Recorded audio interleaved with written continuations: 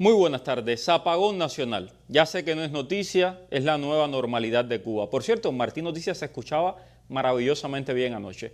A las 10:43 de la noche del domingo, el sistema electroenergético nacional volvió a colapsar completamente. Ocurrió menos de 24 horas después de que otro fallo dejara sin electricidad a todo el occidente de la isla. Apenas habían terminado de anunciar que estaban restableciendo el servicio cuando la red se volvió a caer. Estamos hablando de un colapso en toda la infraestructura y junto con ella el colapso del modelo político y económico que durante más de 6 décadas destruyó, improvisó y pospuso las soluciones. Julio del 2026 fue el peor mes de la historia del sistema eléctrico cubano. Hubo 3 apagones nacionales en apenas 8 días. Durante casi todo el mes el déficit oficial superó los 2.000 megavatios. El 8 de julio faltaron 2.341 megavatios, una cifra nunca antes registrada. En algunos momentos el sistema apenas pudo producir la tercera parte de la electricidad que necesita el país. ¿Saben quién no tiene apagón? Mariela Castro, sí. La hija de Raúl Castro acaba de poner paneles solares en su azotea, sí, en su mansión en La Habana. Recuerdan que hace poco les mostramos las fotografías del suntuoso chalet que tiene la infanta Castro con piscina y todo. Bueno, viene más de eso en camino. Y claro, también tiene electricidad del Hotel Packard, el nuevo juguete de Raúl Guillermo Rodríguez Castro a través de sus testaferros. Y electricidad también tiene el Consejo de Estado. Y por supuesto también hay en los ensayos de guerra que hace Díaz-Canel con sus destartalados militares. Un presidente de zona de defensa y los compañeros que trabajan en los grupos, en la estructura de la zona de defensa, están desarrollando hoy un trabajo de liderazgo comunitario, y se saben las cosas, están preparados. Y hablando de utopía, ¿saben cuál fue la última? Bueno, el fin de semana se dedicó a inaugurar casas contenedores. 12 casas para un país con un déficit oficial de 800.000 viviendas. Ay, sin casa, vieja. 12 cajas de acero presentadas como la gran victoria de la revolución. ¿Te imaginas vivir bajo el sol de Cuba en una casa contenedor de estas sin aire acondicionado a las 12 del mediodía? Seguro que no, ¿verdad? Díaz-Canel tampoco. Pero él no se va. Él se hace la foto, él posa y lo peor, todavía hay gente que se lo agradece. Estoy muy agradecido y muy contenta y bueno, seguir dando lo mejor de mí para seguir apoyando la economía del país. Está 100% mejor que lo que yo tenía y estoy contentísimo con lo que nos han dado. El gobernante destacó que tienen bases de mampostería, ya los quiero ver en un huracán, calles asfaltadas, aceras y áreas verdes, como si esos elementos no fuera lo mínimo que debe garantizar cualquier proyecto de vivienda. Bueno, también celebró Díaz-Canel que tengan paneles solares y sistemas para almacenar agua. La casa está perfecta, buenísima. Mejor, no podíamos pedirla. Esos servicios el Estado cubano ya no es capaz de garantizarlo a la población. Mientras Díaz-Canel se toma fotografías entregando contenedores, los cubanos queman basureros, tocan cazuelas, cierran calles porque están cansados de vivir en la oscuridad. Hasta algunos de los comunicadores que durante años defendieron al régimen, bueno, comienzan a reconocer la realidad. Pedro Jorge Velázquez, conocido como el Necio, reapareció admitiendo que en algún momento fue un periodista complaciente. Ahora habla de una crisis humanitaria severa en Cuba. Cuenta que tiene que salir a buscar agua, acudir a casa de una amiga para hacer hielo. Bienvenido a la Cuba real, Necio. Si no fueras tan necio, te creyera ese cambio. Cuba no está pagada porque el socialismo haya tenido mala suerte. Cuba está pagada porque el socialismo no sirve. Por cierto, con esto no te van a sacar de la lista negra por acosar a funcionarios estadounidenses. Disfruta de la utopía, necio. Por el bien de los cubanos espero que no sea por mucho tiempo. Lo más peligroso para el régimen no es la caída del sistema electroenergético nacional. Lo más peligroso es que la gente, en medio de la oscuridad, cada vez más los cubanos están perdiendo el miedo, saliendo a la calle, comprendiendo que el problema no es solamente la falta de corriente, es la falta de libertad. Aunque los amenacen, vean este esperpento, este poco hombre que amenaza a mujeres indefensas. Mira, los niños ayer así dormían arriba de las madres sin comer, sin almorzar, sin nada. Yo soy de la seguridad, yo sé quién es el que sube la foto, aunque se lo manden a un familiar en el exterior y el familiar lo suba. Yo doy con el link, con el enlace, con lo que tenga, la dirección, después yo doy con eso. Y vemos que gusta entonces. Fíjate. Por ser funcionario público, grabar no es un delito. Cometes el delito cuando me publicas en las redes sociales sin mi autorización y sin mi consentimiento. Si alguien lo conoce, por favor, me encantaría saber su nombre. Es para un trabajo práctico. Abajo la dictadura. Yo soy Mario Pentón y esto es Cuba al Día. Radio y Televisión Martí presentan Cuba al Día con Mario Pentón. Cuba al Día.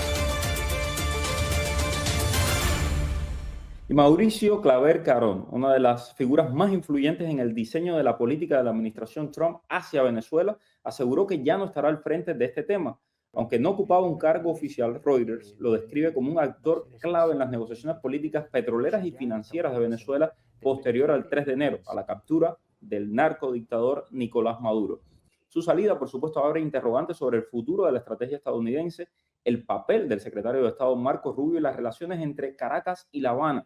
Porque, déjenme decirle, no solamente Mauricio Claver Carón era clave en el tema de Venezuela, sino que ha sido por años un actor clave en relación con Cuba. Para analizar este escenario conversamos con el experto en seguridad, en asuntos internacionales también, analista político Óscar Grandío y autor además. Óscar, ¿cómo estás? Bienvenido. Hola Mario, un gusto estar aquí contigo como siempre. ¿Qué representa realmente esta salida de Claver Carón del tema de Venezuela? Y en el caso de Cuba, no sabemos si él va a salir o no del tema Cuba, esto es importante. Y yo les puedo decir abiertamente por mis fuentes en relación con el tema de Cuba, que es profundamente odiado por el Cangrejo. El Cangrejo lo ve como una figura a la cual detesta con toda la fuerza de su alma, porque Mauricio ha sido a lo largo de los años una figura muy dura con el régimen cubano, de sanciones, de pedir el estrangulamiento de la dictadura y el fin de la dictadura. Entonces, me imagino que esta sea una buena noticia para La Habana. Bueno, Mario, sí, la salida de Mauricio Claver Carón de su rol oficial como principal interlocutor de la política de Estados Unidos hacia Venezuela nos ofrece, Mario, una lección directa para el caso cubano, efectivamente. Las fuentes citadas por Reuters describen el rol de Mauricio como el de un virrey de facto, ¿no? Sin un cargo formal, pero con una influencia decisiva sobre decisiones de miles de millones de dólares en reestructuración de deuda de contratos petroleros, que es la especialidad de Mauricio, ¿no? Reportando directamente, efectivamente, a Marco Rubio.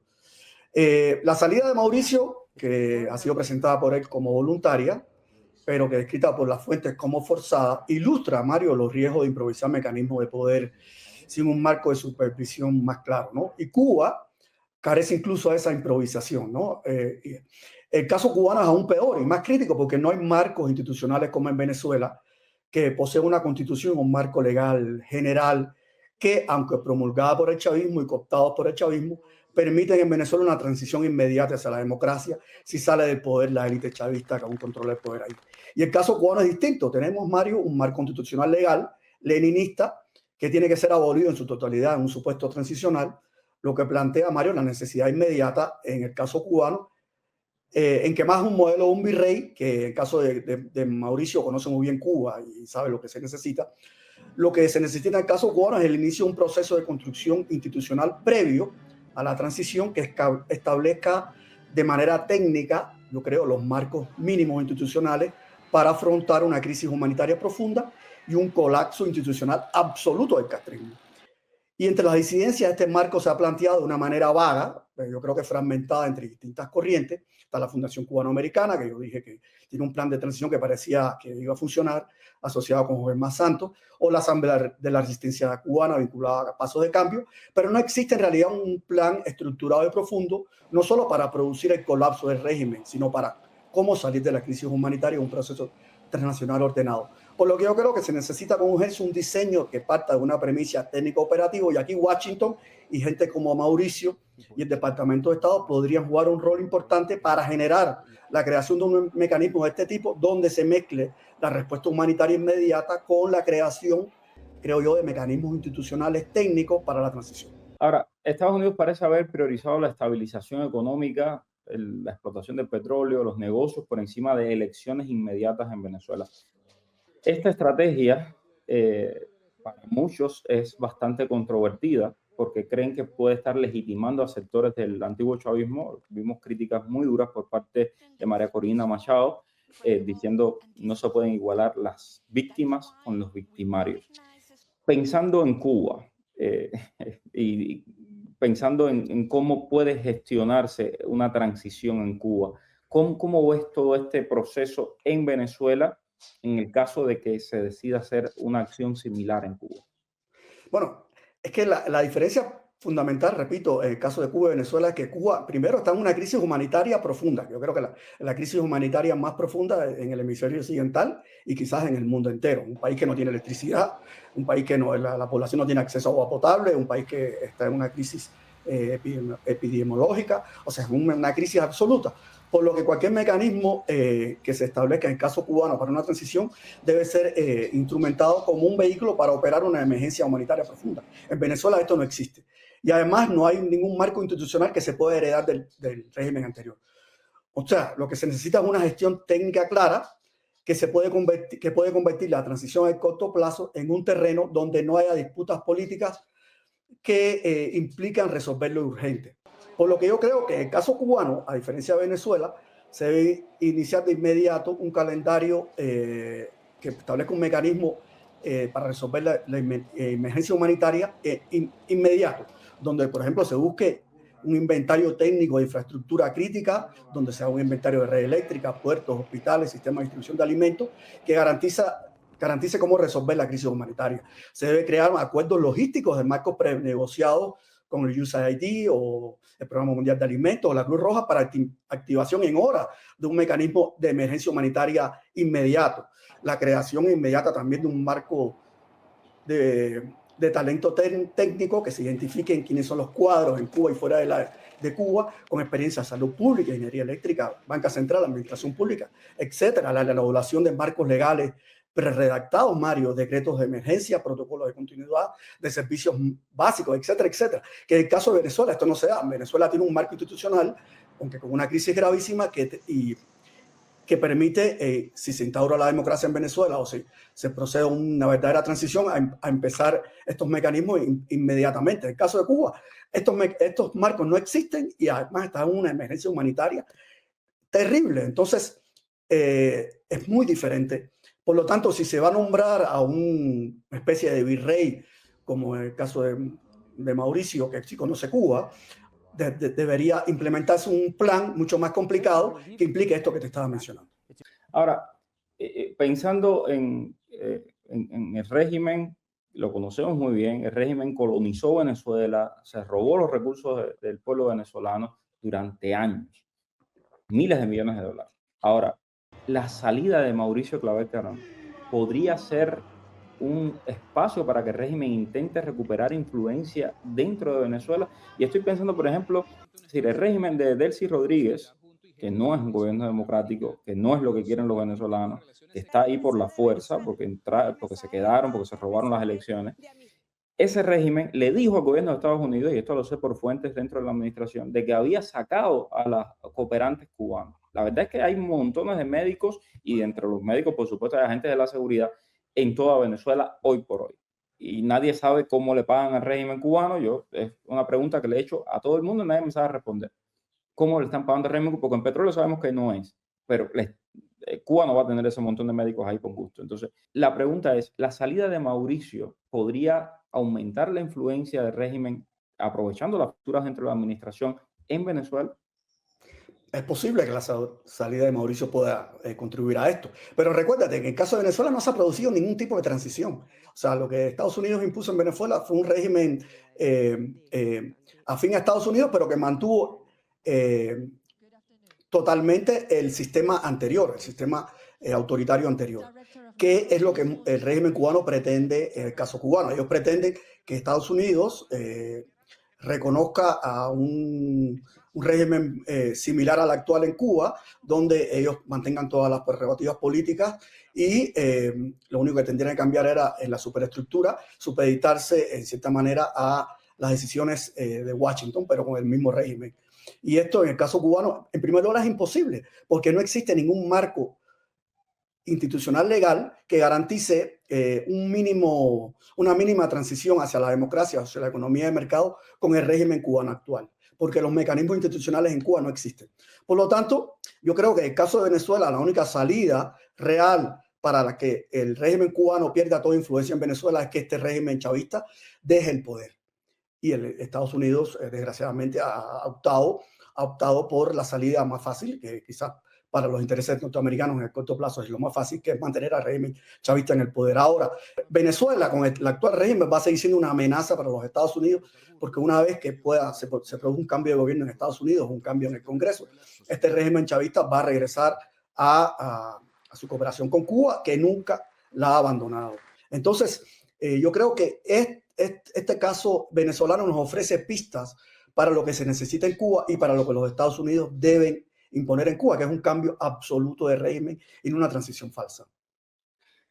Y justamente vamos a hablar del secretario de Estado. El secretario de Estado, lo vimos el fin de semana en Fox News, hablando de lo que representa la dictadura cubana para el hemisferio y específicamente para Estados Unidos. Dice que es una amenaza a la seguridad nacional. Dice, vamos a dejar de un lado que yo soy cubano-americano. Este régimen es una superpotencia en espionaje. Este informe, porque no hemos tenido la oportunidad de hablar del informe del secretario Rubio sobre la penetración cubana en la izquierda radical en los Estados Unidos, ¿cómo ves? Yo a veces no estoy seguro, pero a veces se siente como que desde el Departamento de Estado como que va más adelante todo el tema en relación con Cuba que en otras ramas del gobierno. ¿Qué te ha parecido este informe y las declaraciones del secretario de Estado el fin de semana? El informe es muy, muy claro. El informe define fantásticamente cuál es la esencia del régimen cubano. Y es una esencia que, en primer lugar, es inmutable y es una esencia que implica una amenaza absoluta para la seguridad nacional de los Estados Unidos.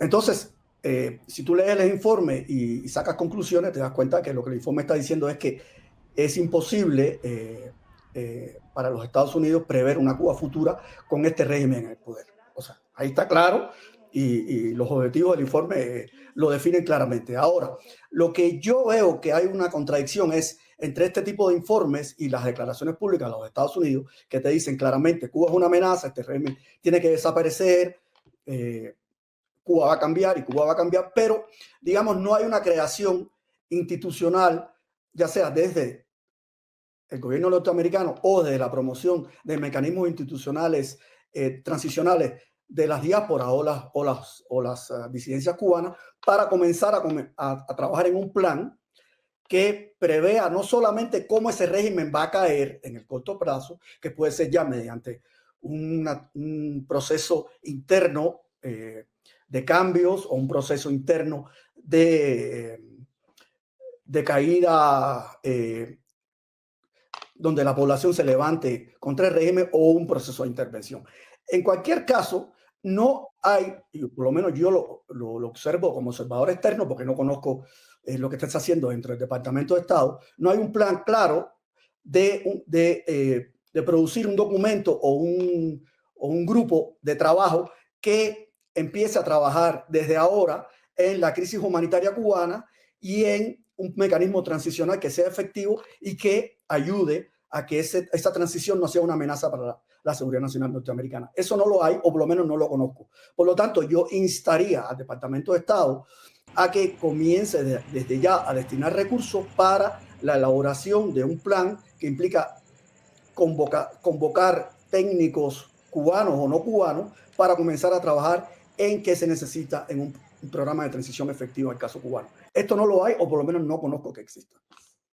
Es interesante y definitivamente, al menos públicamente, no existe. Yo sé que en privado se ha estado hablando de este tema y ojalá que dé buenos frutos. Muchas gracias, Oscar Grandillo. Siempre es un placer poder conversar contigo. A todos los amigos que nos están viendo y que nos están escuchando a través de la radio, sé que en el apagón nacional lo único que se escuchaba en Cuba era Radio Martí, entonces muy feliz porque nos puedan escuchar a través de la radio. A los que nos siguen a través de las redes sociales, sé lo difícil que es cargar los teléfonos en Cuba. Si usted nos está viendo, si usted está compartiendo esta información, que nos escuchan también desde el exterior, déjenos sus comentarios. ¿Qué cree que pueda pasar en un futuro cercano? Recibo sus mensajes, siempre los leo y les agradezco mucho por el tiempo que se toman de compartir este contenido. Gracias, Oscar. Estás escuchando Cuba al Día con el periodista Mario Pentón. El secretario de Estado de los Estados Unidos, Marco Rubio, ha vuelto a colocar las operaciones de espionaje e influencia del régimen cubano en el centro del debate sobre la seguridad nacional. Rubio ha dicho que La Habana ha logrado infiltrar durante décadas instituciones sensibles de los Estados Unidos y advierte que su capacidad de inteligencia es muy superior a lo que cabría esperar de un país pequeño y empobrecido. Vamos a escuchar. El estadounidense promedio ve a Cuba como un país pequeño situado a 90 millas de nuestras costas y con una población de 9,5 millones de habitantes. Pero lo que la gente olvida es que en asuntos como el espionaje y las operaciones de influencia, Cuba es en realidad una superpotencia. Si se analiza la historia del espionaje en Estados Unidos, Cuba es el único país que ha implementado e infiltrado espías de manera sistemática en nuestro sistema. El secretario de Estado también cuestionó la influencia del castrismo en sectores académicos, políticos y mediáticos de los Estados Unidos para analizar el alcance real de estas operaciones, los riesgos que representan. Conversamos con el investigador y experto en seguridad, Hugo Achá, de la Fundación para los Derechos Humanos en Cuba. Hugo, muchas gracias por estar con nosotros. Apreciado Mario, siempre un placer, a tus órdenes. Marco Rubio afirma que Cuba es el único régimen que ha incrustado de espías de manera sistemática a las instituciones de los Estados Unidos. ¿Qué distingue al aparato de seguridad y de inteligencia cubano de los servicios de otros países adversarios?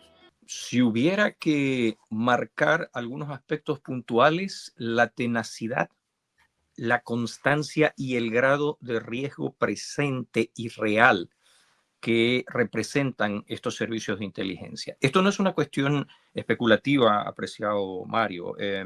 Nombres como Ana Belén Montes, Manuel Rocha, son los primeros que vienen a la mente. Cuando uno revisa la literatura y los documentos en el caso de Ana Belén Montes, uno de los expertos, el agente de contrainteligencia que le investigó, si mal no recuerdo de apellido Simmons, definió a Cuba como el mayor traficante de secretos de inteligencia robados a Occidente en el planeta.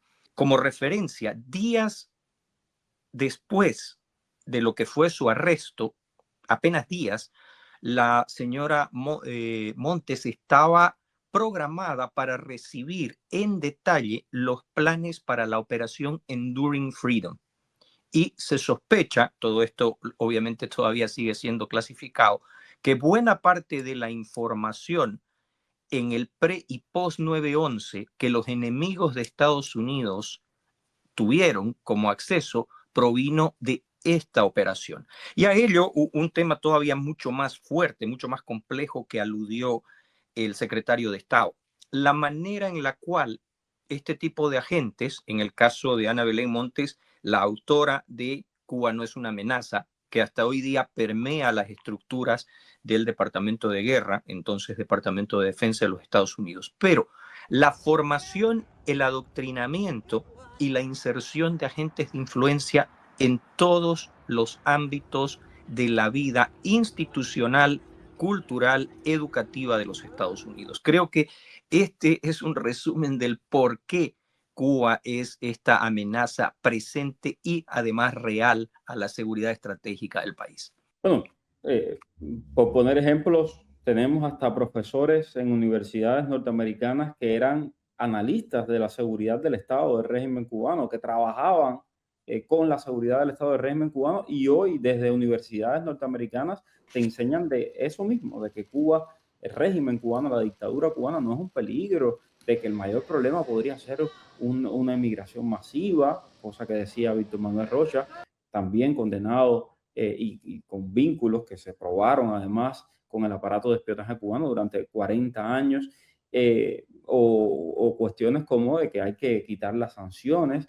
Y por eso me gustaría saber qué objetivos busca La Habana con estas infiltraciones, además de obtener los secretos y, como tú bien decías, incluso venderlos a potencias extranjeras. Están intentando manipular la política hacia Cuba. Ayer veíamos al espía Gerardo Hernández, que tiene en sus manos todavía la sangre de los pilotos de Hermanos al Rescate, que él fue quien conspiró para asesinarlos, y publicaba una foto llamando traidores a los congresistas de origen cubano y también al secretario de Estado Marco Rubio. Apreciado Mario, yo creo que tenemos que entender el concepto base. A partir de allí no nos vamos a equivocar. Los propósitos de Cuba hacia los Estados Unidos están definidos, establecidos y además registrados, están escritos. Es la destrucción y aniquilación de los Estados Unidos como lo conocemos hoy.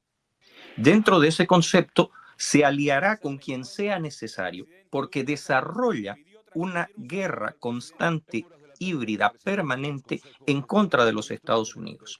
Es algo que señalamos con el doctor David Spencer y la investigadora Maybor Petit en este libro, Infinite War, a donde, entre otras cosas que también señaló el secretario de Estado, documentamos en su momento, y lo conversamos contigo, apreciado Mario, cómo buena parte de los, entre comillas, activistas y organizadores sociales responsables en gran medida por la violencia que acompañó a los disturbios, por llamarlos de una forma generosa, que siguieron al trágico fallecimiento del señor George Floyd, fueron en realidad entrenados por la inteligencia cubana. Algunos de ellos en territorio venezolano, pero fueron entrenados por ellos, ¿no es cierto? El tema de los activistas pro Hamas, el tema de la facilitación de recursos, información e inteligencia a organizaciones terroristas. Y lo más importante, la transferencia de conocimiento crítico a organizaciones del crimen transnacional organizado son parte de esta ecuación. ¿Cómo podemos probarlo? Desde la marea rosa y la corrupción que destruyó la democracia latinoamericana hasta este evento que ya hoy día está ampliamente aceptado y documentado, de los disturbios que siguieron a la muerte de George Floyd, fueron en gran medida responsabilidad de esta estructura que, junto con sus aliados formales, no formales, estatales y paraestatales, tiene como objetivo la destrucción de los Estados Unidos. Rubio señala también la existencia de estas redes de influencias en la academia, en la prensa, en distintos movimientos políticos. Todos vimos esa entrevista, bueno, varias de las entrevistas que ha dado Díaz-Canel. Una reportera de un canal importante de los Estados Unidos le ha dicho que era un honor entrevistar al tirano Miguel Díaz-Canel, al que dio la orden de combate, al que ordenó disparar a cubanos por la espalda, como fue el caso de Diego Laurencio. Esa misma reportera luego la vemos agresiva contra el presidente de los Estados Unidos, Donald Trump. Yo no digo que no haga su trabajo, me parece muy bien que se cuestione al poder, pero en todos los lugares, ¿no? ¿Cómo se diferencia esta simpatía ideológica de una operación de influencia dirigida o aprovechada por el régimen cubano? Y específicamente, Fox News ha reportado que hay un grupo de organizaciones que están directamente vinculadas a un asesor o a un secretario de la embajada cubana que les da hasta las directrices de qué es lo que es necesario promover en el Congreso. Apreciado Mario, yo tuve la oportunidad, que quedó registrada en un podcast, de conversar con un colega y amigo al que tú también conoces, Eric Cartelli, para analizar el tema de la cuestión de la penetración en los ámbitos de la cultura y la educación, y sobre todo su impacto en la juventud. A partir de ahí podemos hacer una retrospección. Hay un trabajo muy bueno de Gelen Martínez con respecto a esta interacción y el terrorismo islámico, pero sobre todo en lo que se denominan las brigadas Venceremos. En California y en Nueva York, creo que son dos de los estados a donde tú puedes ver un mayor número de, entre comillas, activistas, que además confirman algo que está documentado. En el estado de Texas, en Dallas concretamente, el ex jefe de inteligencia de Hugo Rafael Chávez Frías, Hugo el Pollo Carvajal, en un extenso documento describe cómo en conversaciones con sus colegas del aparato de inteligencia cubano, estos, y cito aquí, se jactaron del nivel de penetración y control del que gozaban en el ámbito académico, cultural, en las organizaciones políticas, en el proceso de elecciones, en la comunidad de inteligencia, en las Fuerzas Armadas e inclusive en el Congreso de los Estados Unidos. Creo que conforme vamos viendo este tipo de situaciones, y te cito el Congreso, porque tú has visto cómo congresistas de los Estados Unidos han ido recientemente y probablemente continuarán yendo como parte de esta estructura de influencia, de adoctrinamiento, de distorsión de narrativas que el régimen ha implementado dentro del territorio norteamericano. Hugo, Estados Unidos podríamos decir que ha subestimado la amenaza cubana al considerar que ese país es tan pequeño y tan pobre que no tiene una capacidad convencional, digamos, militar. Me parece, Winston Churchill tiene una frase inmortal, creo yo, que dice, los Estados Unidos siempre hará lo correcto después de probar todas las soluciones equivocadas posibles, ¿no es cierto? Creo que más allá de que el señor Churchill era un maestro del sarcasmo, se refiere al hecho de que el tamaño de los Estados Unidos muchas veces hace que la evolución conceptual lleve muchísimo tiempo. Para ti, para tu servidor, para muchos autores e investigadores a los cuales tú has investigado, era exasperante un ciclo constante de conversación con niveles intermedios profesionales de la comunidad de inteligencia, del Departamento de Estado, del Departamento de Defensa, que siempre volvían una y otra vez al mismo punto, sin darse cuenta que, mira cómo regresamos al comienzo de la entrevista, repetían conceptos implantados por agentes de inteligencia cubanos. Creo que esta administración llegó a una conclusión que es una consecuencia de ese trabajo acumulado, del trabajo de expertos, investigadores, profesionales que fuimos demostrando de que esa idea de la pequeña isla que no es una amenaza, del último bastión de la utopía socialista, de conceptos como el de las brigadas médicas, del cual hablamos en la última conversación que tuvimos, apreciado Mario, no son sino herramientas de una guerra constante, permanente e infinita, que lo que busca, y en esto hay que ser reiterativo, es destruir a los Estados Unidos por lo que los Estados Unidos es, un faro de libertad, de democracia y de protección a los derechos. Ante la relación del régimen con Rusia, con China, con Irán, incluso con la Venezuela, primero de Nicolás Maduro, y también en este momento, pues, y esto lo tengo que repetir, yo sé que ya lo he dicho en varias ocasiones y lo voy a seguir repitiendo. El régimen de Delcy Rodríguez le ha dicho al gobierno de Estados Unidos que ya sacó a los médicos cubanos, que sacó a los profesionales cubanos de ahí. Es mentira, está repleto de profesionales cubanos, entre ellos espías, entre ellos agentes, siguen estando en Venezuela. Sencillamente están jugando a ver hasta cuándo puedan aguantar con Trump y pasar a Trump. Pero, ¿qué medidas debería tomar Estados Unidos para detectar y para neutralizar estas redes vulnerables? Estas redes, digamos, sin vulnerar la sociedad civil ni las libertades civiles. Mario, me alegra muchísimo que hayas expresado lo que acabas de decir, porque en buena medida se ha, yo te diría, inducido a error a buena parte de la administración con respecto a la situación del personal cubano todavía presente en Venezuela. A quien quiera hacer un análisis más complejo, yo lo invito a leer los denominados papeles de Granada y las conclusiones que los servicios de inteligencia cubano desarrollaron a partir de ello. Y en ese sentido, la creación de caos, de violencia y de la mayor cantidad de antiamericanismo posible es uno de los objetivos. Ojo, es llamativo cómo ese sentimiento crece dentro de la Venezuela del día de hoy, aprovechando la impaciencia, el sufrimiento y la legítima aspiración que tiene el pueblo de Venezuela hacia una democracia, pero que no hay que olvidar, como dices tú, que todavía decenas de miles de agentes de influencia cubanos están en el terreno. ¿Qué hay que hacer? Primero, identificar al enemigo, entender cuán profunda es esta penetración, cuánto de este personal está en Uruguay, está en Paraguay, está en Brasil, está en Bolivia, cuántos todavía están bajo distintas coberturas, las brigadas médicas, una de ellas, otro tipo de misiones que están presentes no solamente en América Latina, lo están en Mauritania, lo están en Arabia Saudita, lo están en países aliados de los Estados Unidos. Reconocer el fenómeno y empezar a realizar exigencias puntuales, tal vez la más obvia, al otro lado de la frontera, en ese México que hoy se convierte ya en el mayor problema en esa interacción, facilitando, como lo ha dicho muy claramente el congresista Carlos Jiménez, las actividades de un enemigo de los Estados Unidos simplemente al otro lado de la frontera, en el umbral de la seguridad nacional de los Estados Unidos. Tremendo. Muy importante este tema de México, lo hemos seguido de cerca y lo seguiremos teniendo muy pendiente porque hay quienes quieren convertir a México en una nueva Venezuela y al régimen castrista le viene de perlas ahora que ha perdido el subsidio venezolano. Se acabó Venezuela, por ahí hay una caricatura famosa de Pinilla exprimiendo una vaca, ya la vaca muerta de Venezuela, pues van hacia México, el querido amigo Pinilla, siempre brillante. Mil gracias, Hugo Achá. Un placer, querido Mario, a tus órdenes. Dejando los comentarios, siempre los leemos aquí en Martín Noticias. Gracias.